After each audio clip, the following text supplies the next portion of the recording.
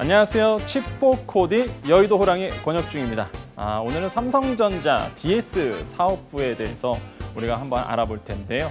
여러분, 칩4코디 많이 사랑해 주셔야 되는 게 칩4코디를 보는 취준생과 안 보는 취준생으로 분명히 나뉠 것 같습니다. 왜 그러냐면 새로운 컨텐츠, 그다음에 정말로 어디 가서 듣지 못한 정보들이 쏟아져 나올 거기 때문에 여러분 칩4코디를 본 분과 안 본 분으로 아마 앞으로 나눠지지 않을까 이렇게 생각해 볼 수 있겠는데요.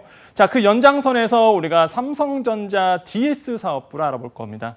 꼭 삼성전자 DS 사업부뿐만 아니라 삼성전자라든지 기본적으로 동종 업계 관심 있는 많은 분들에게는 무조건 보셔야 되는 정보다라고 말씀을 드리겠고요. 무엇보다 경제평론을 같이 하고 있기 때문에 여러분이 정말 몰랐던 정보들, 그 다음에 까먹고 아니면 잊혀왔던 어떤 정보들에 대해서 우리가 한번 제가 짚어드릴 테니까 이걸 잘 숙지하시고 기본적으로 시험에 응시하시면 되겠다라고 말씀을 드리겠습니다.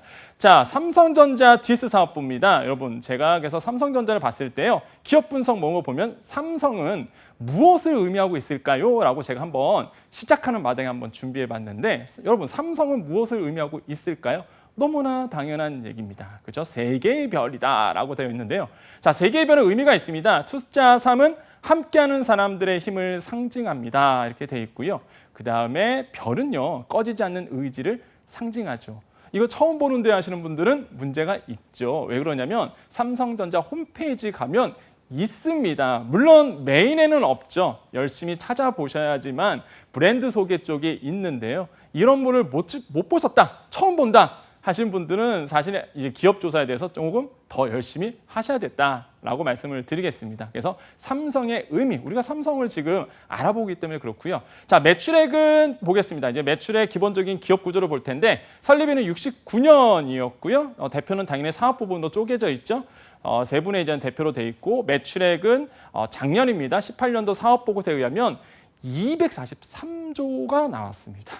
한번 상상이 가시나요? 여러분, 이런 좋은 회사에 여러분 취업하기 위해서 우리가 지금 이 방송을 보고 계시겠죠. 자, 영업이익은 58조 한 8천억 원 정도가 나왔고요. 당기순이익은 44조 3천억이 나왔습니다. 제가 항상 여러분께 말씀드립니다. 숫자가 중요하냐? 숫자 중요하지 않습니다. 여러분, 이걸 꼭 외우라는 게 아니라 숫자의 변화, 그거를 우리가 의미를 우리가 해석해야 되겠죠. 그런 의미에서 우리가 우리 1분기, 2019년 1분기도 봐야 되는데, 자, 매출액이 한 52조 나왔고요. 영업이익이 한 6조 또 나왔고, 당기순이익이 한 5조 정도가 나왔습니다. 자, 뭐 이런 현황도 나오고요. 그다음에 평균 연봉이 다 1억 이상입니다. 그러다 보니까 다들 많이 가고 싶어 하시죠.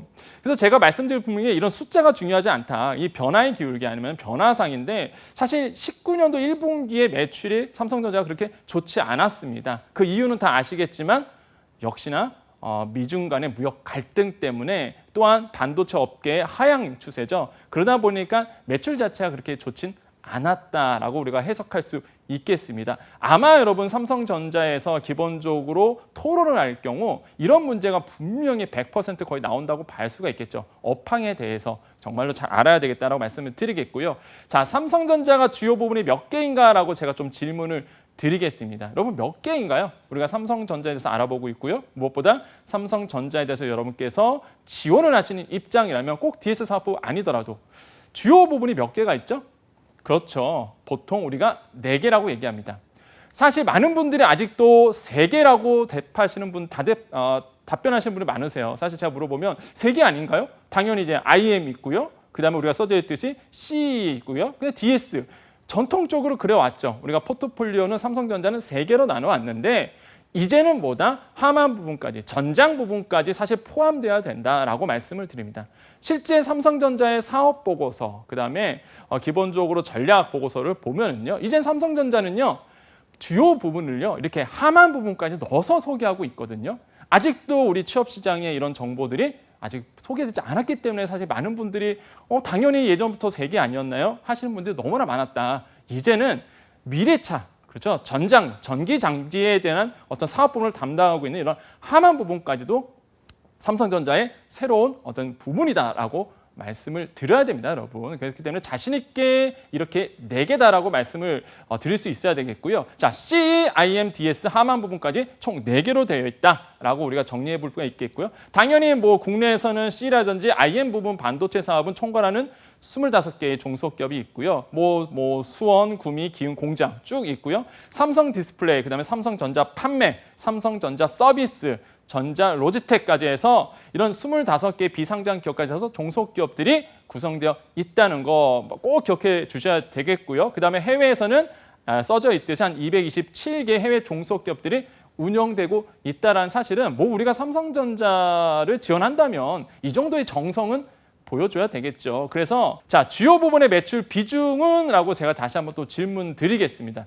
2019년 1분기 기준으로 좀 조사를 해봤는데요. 자, 볼까요? 어떻게 됐나요? C, IM, DS, 그 다음에 맨 밑에 하만 부분 이렇게 되어 있죠. 그렇기 때문에 여러분 앞으로 여러분 삼성전자를 논할 때는 이렇게 우리가 전통적으로 알았던 C, IM, DS가 뿐만 아니라 천장 부분까지, 하만 부분까지 꼭 기억해야 된다. 하지만 하만 부분은 사실 삼성전자에서 그렇게 큰 매출을 차지하진 않습니다. 아직은 그렇다는 얘기입니다. 하지만 미래의 먹거리에는 이런 하만 부분, 전장 부분이 가장 큰 역할을 할 것이다라고 보고 있겠죠. 자, CS 부분 같은 경우에는 비중, 그다음에 IM 부분 비중이 나오는데요. 자, 볼까요?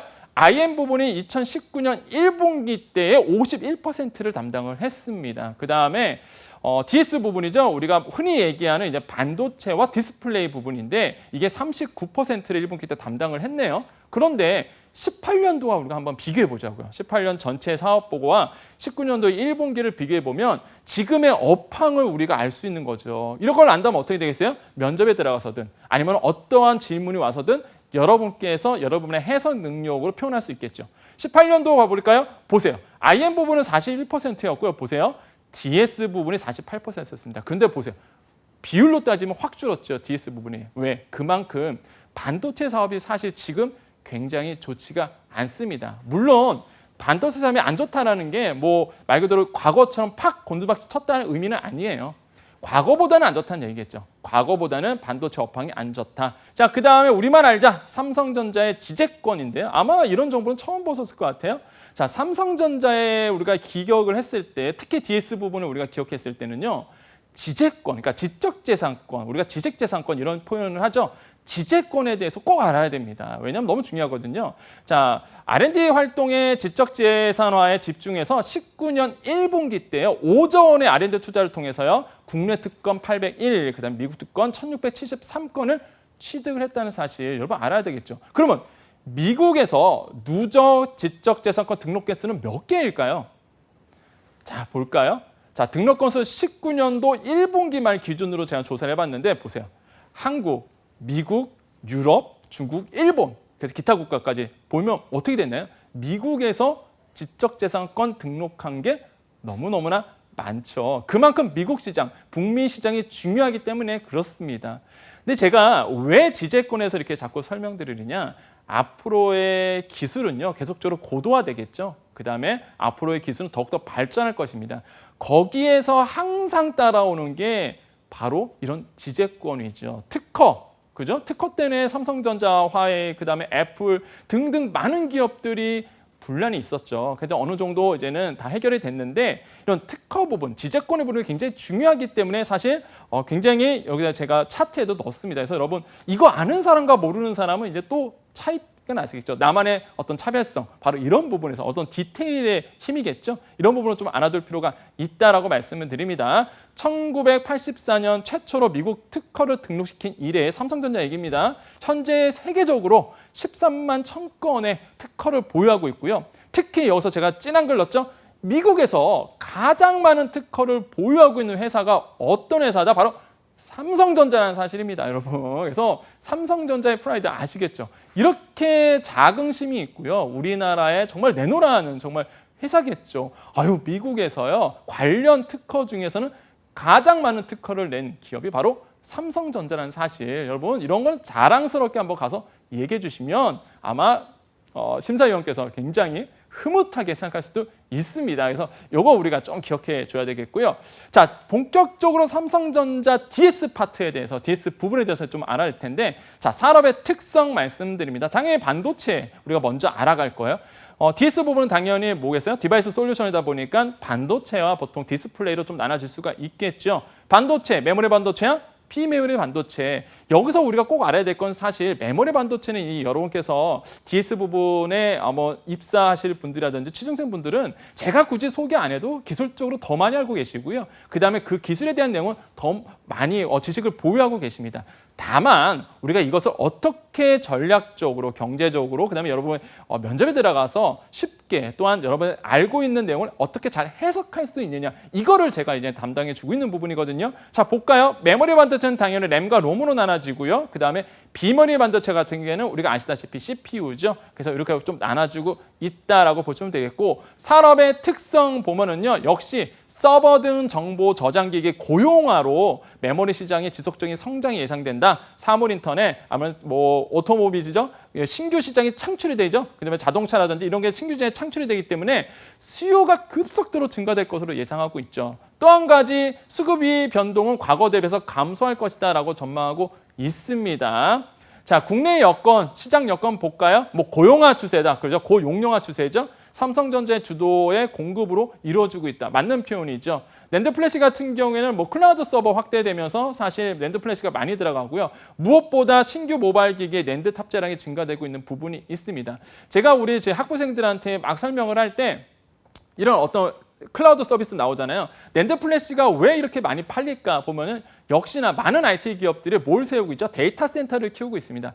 데이터 센터를 세우고 있는데 거기에 들어가는 게 뭐예요? 낸드 플래시죠. 그러다 보니까 기본적으로 낸드 플래시의 폭발적인 성장이 그렇기 때문에 이루어진 겁니다. 그래서 한때 낸드 플래시가 굉장히 안 좋았을 때가 있었어요. 최근에. 그럴 때는 뭐냐면 재고가 너무 많이 쌓였었거든요. 사실 구글이라든지 기본적으로 애플에서 데이터 센터를 세울 때 특히 아마존에서 데이터 센터를 세울 때 재고가 사실 사놓은 게 너무 많아서 수급에 문제가 있어서 사실 낸드 플래시가 좀 안 나갔던 부분 있었죠. 하지만 업황 자체로 본다면 이렇게 클라우드 서비스 확대해서 데이터 센터가 기하급수적으로 많이 생기기 때문에 낸드 플래시가 그렇게 잘 나갔다라고 볼 수가 있겠고요. 하지만 지속되는 가격 하락, 공급 확대 가능성은 제한적일 수밖에 없다라고 우리가 전망을 해볼 수가 있겠습니다. 자, 산업의 특성 계속 나옵니다. 네, 계속 들어가 볼까요? 자, 보니까 반도체 사업의 주요 제품 시장 점유율을 보면 어떻게 되나요? 디램 같은 경우에는 44% 정도 차지하고 있죠. 역시나 삼성전자 우리가 볼 수가 있겠고요. 자, 영업 전략 굉장히 중요하죠. 영업 전략 메모리 반도체 같은 경우에는 10나노급 3세대 디램을 세계 최초 개발을 했다. 언제요? 최근이죠. 19년도에 최근에 개발했다는 거 꼭 기억해 주시고요. 경쟁사 대비 1년 정도 앞서 있다. 그렇죠. 우리가 보통 삼성전자 얘기할 때 초격차 전략으로 얘기합니다. 초격차 전략. 남들이 따라올 수 없는 이런 어떤 초격차 전략에서 1년 이상 앞선 경쟁력 기술을 가지고 있다라고 우리가 보통 표현을 하고요. 쭉쭉쭉 읽어보시면 낸드 플래시 같은 경우에는 그렇죠. 플레이너 타입과 버티컬 타입 그러니까 수평과 수직의 어떤 타입으로 해서 양상되는 등 고객이 원하는 제품을 시시때때로 적시적소에 만들어낼 수 있는 어떤 그런 기술력을 가지고 있는 회사가 바로 삼성전자다라고 말씀드리겠습니다. 그중에서도 우리가 금방 얘기하고 있는 DS 사업부다라고 말씀드릴 수가 있겠고요. 비메모리 반도체 이거 집중해 주셔야 됩니다. 여러분 이제부터 메모리 반도체는 어느 정도 알고 있지만 비메모리 반도체가 앞으로 이제 삼성전자를 먹여 살릴 부분이기 때문에 사실 이런 비메모리 반도체가 굉장히 중요하고요. 특히 IoT, 웨어러블, 그다음에 말 그대로 헬스케어 굉장히 중요하죠. 그 비메모리 반도체 같은 경우에는 중요한 게 웨어러블과 바로 이런 헬스케어 부분인데 최근에 이제는 우리나라 문 대통령께서 헬스케어를 키우겠다라고 선포를 하셨죠. 알고 계시죠, 여러분 다. 그래서 국가 전체가 이제는 헬스케어 부분에 대해서 굉장히 과감한 투자가 이루어집니다. 가장 많은 수혜를 누가 받을 거냐? 삼성전자죠. 그렇기 때문에 삼성전자가 이런 헬스케어 부분에서도 뛰고 있거든요. 사실 여러분 모르시겠지만은 삼성전자가 반도체만 만들지 않습니다, 여러분. 이런 헬스케어 부분에 대해서 굉장한 많은 일을 하고 있고요. 무엇보다 헬스케어 부분에서 들어가는 이런 반도체들 이거를 만들어내고 있기 때문에 굉장히 여러분께서는 굉장히 수혜 업종 본다면은 수혜의 어떤 기업 섹터를 본다면 이런 삼성전자가 포함이 된다. 특히 또 웨어러블 기기도 있습니다. 저 여기 지금 차고 있어요. 보이시나요? 그렇죠. 갤럭시 와치인데요. 워치인데요. 사실 저도 이렇게 찾아보니까 너무 편한 거예요. 정말로. 삼성전자가 진짜 대박했구나. 정말 잘 만들었다. 이런 표현을 쓰고 있거든요. 제가. 그 정도로 정말로 워치의 기능은 뭐냐면 정말 헬스케어 부분이거든요. 정말 저의 모든 건강 기록이 여기가 다 기록이 됩니다. 그 정도로 여러분 정말 삼성전자가 헬스케어 부분에서 앞서가고 있는 부분이 있는 것 같아요. 그래서 여러분 혹시 삼성전자의 DS 사업부라든지 아니면 삼성전자에 관심이 많으신 분들은 기본적으로 삼성전자의 모든 서비스를 한번 다뤄보시는 것도 굉장히 큰 도움이 됩니다. 그 다음에 쭉쭉쭉 읽어보시고요. 뭐 비머리 반도체에 대한 부분, 시스템 반도체에 대한 부분은 꼭 여러분 꼭 알아야 됩니다.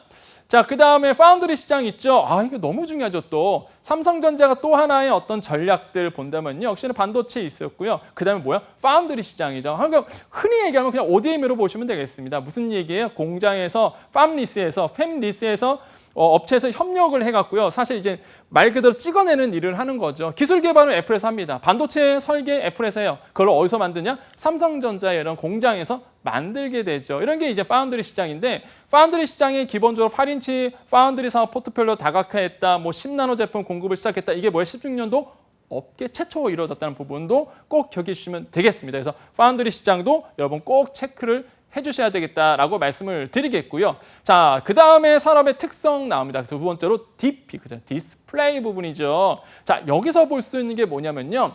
LCD, OLED죠. 사실 여기서 본다면은 뭐 LCD는 이미 삼성전자가 앞서 있습니다. 그래서 뭐 따라올 수 없는, 하지만 요즘은 뭐 중국 업체에 좀 역전이 됐지만은 기본적으로 LCD 시장은 삼성전자라는 기본적으로 룰이 있고요. 또 OLED 같은 경우는 사실 요즘에 좀 말들이 많죠. OLED냐 아니면 QLED냐 이런 어떤 진부한 싸움이 있는데, 이런 부분에 있어서 삼성전자가 굉장히 고도화된 전략을 가지고 있습니다.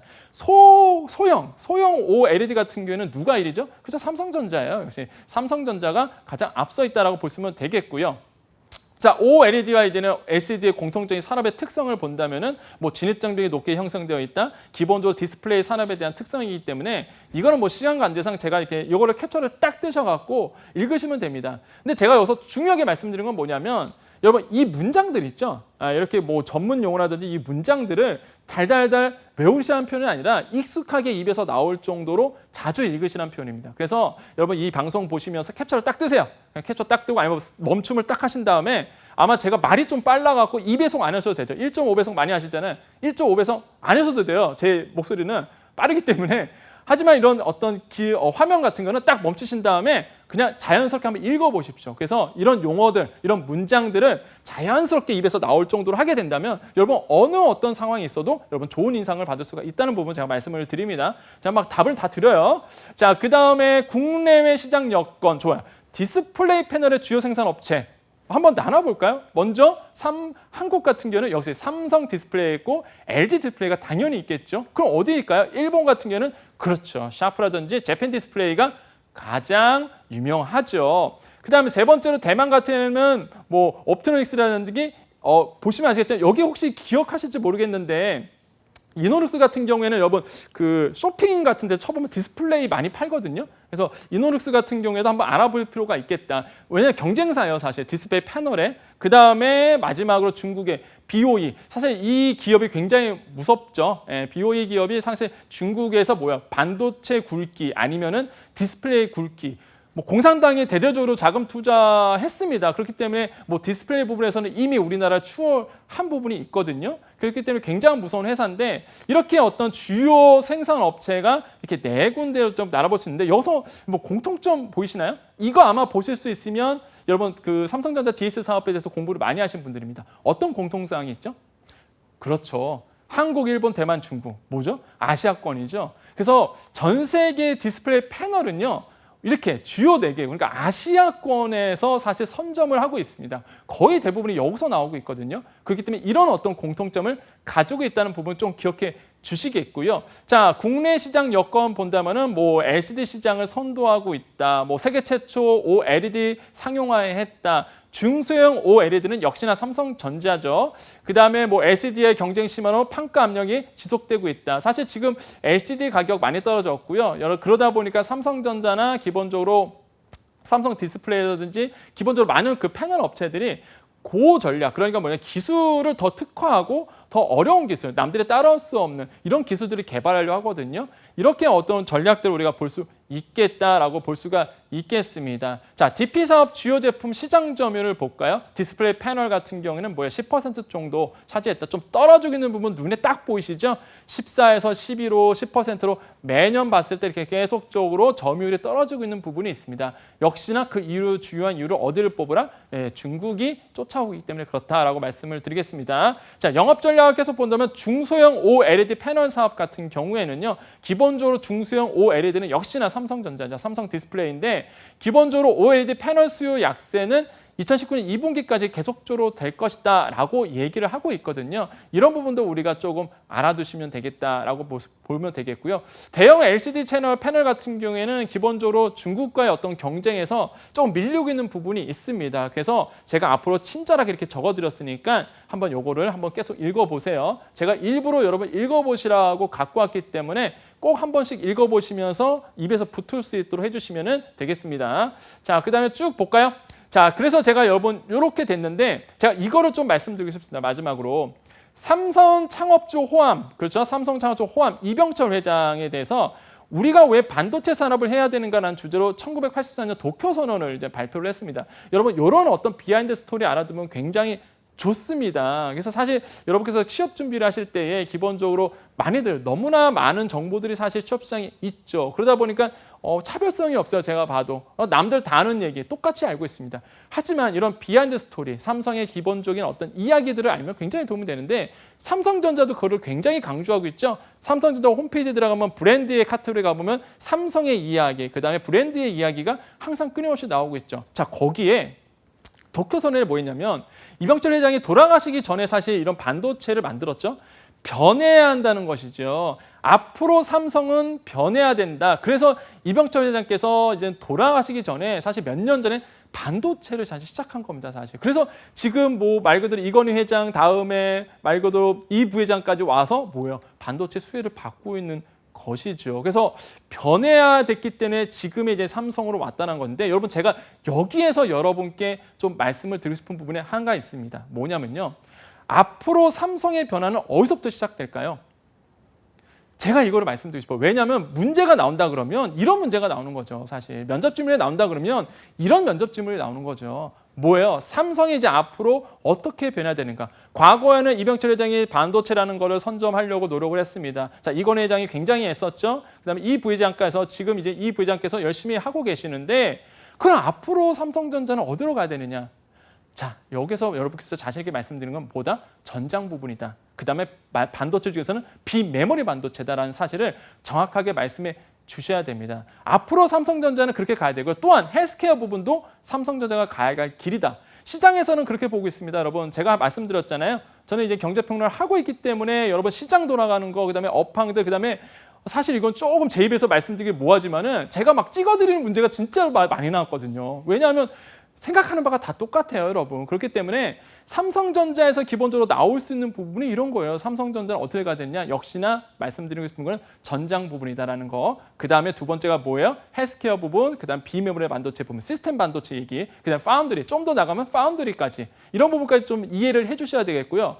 또 한 가지 이슈를 좀 말씀드린다면 화해에서 이제 삼성전자 어떻게 될 것이냐. 지금 미국과 중국과의 어떤 무역 전쟁이 정말로 잘 이루어지고 있습니다. 지금 뭐 거의 뭐 무역 분쟁이 이루어지고 있는데 여기서 중간에 낀 업체가 바로 삼성전자입니다.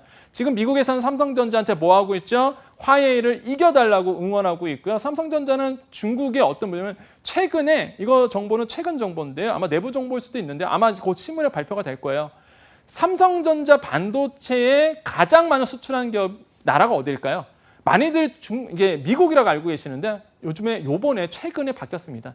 중국이 뭐요? 삼성전자의 최대 고객이 돼버렸습니다. 뭐요? 어떤 기업인가요? 바로 화웨이죠. 화웨이가 정말로 많이 사갔거든요.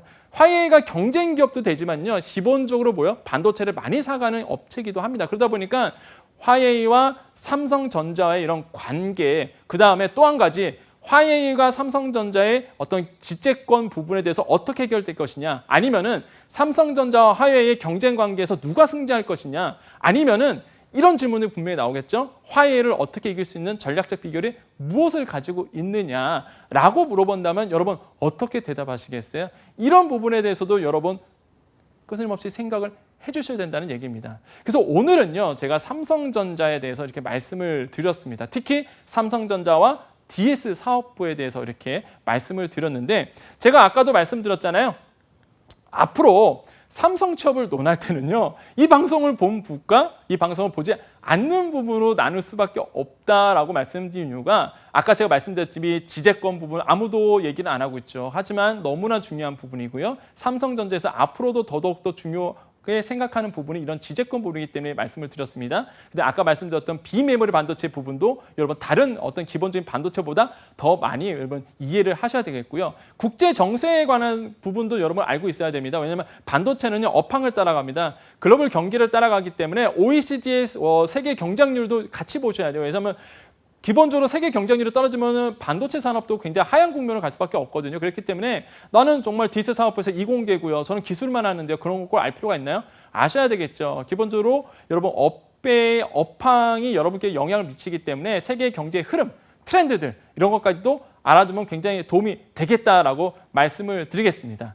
자, 어떠셨나요? 칩보, 코디. 자, 칩보 코디의 어떤 그 느낌이 나오시죠? 여러분이 이제 취업을 할 때 이렇게 컨설턴트들이 또한 전문가들이 여러분의 어떤 미처 생각지도 못했던 부분, 그다음 코디네이터가 그런 부분이죠. 여러분이 생각지 못했던 부분, 그 다음에 남들과 차별점을 끄집어내는 역할이 바로 코디네이터거든요. 기본적으로 남들은 흔히 알고 있는 정보들, 그 다음에 시중에서 많이 알고 있는 정보들을 알지만 여러분 칩보 코드를 본다면 남들이 모르는 정보, 그 다음에 남들이 모르는 어떤 다양한 이야기들을 들을 수 있습니다. 여러분의 폭이, 생각의 폭이 더 넓어질 수밖에 없겠죠. 자, 그래서 여러분 칩보 코드 오늘 삼성전자 DS 사업부에서 말씀을 드렸습니다.